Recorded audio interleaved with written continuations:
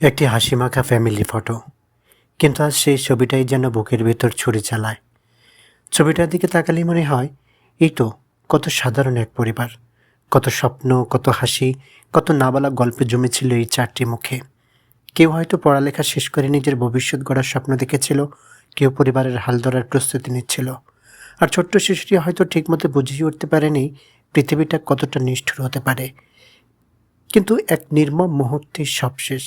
একটি পরিবার, চারটি প্রাণ, অসংখ্য স্বপ্ন, সবকিছু যেন থেমে গেল একসঙ্গে।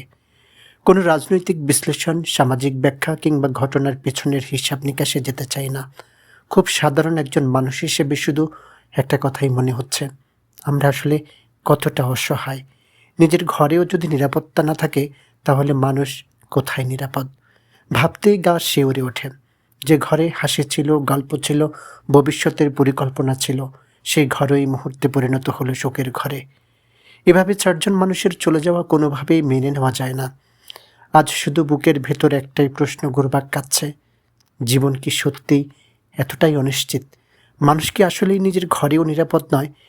এই মৃত্যু শুধু চারটি প্রাণের মৃত্যু নয়, এটা অনেকগুলো স্বপ্নের মৃত্যু, একটি পরিবারের মৃত্যু, আমাদের সমাজবোধ আর মানবিকতার কাছেও এক গভীর প্রশ্নচিহ্ন।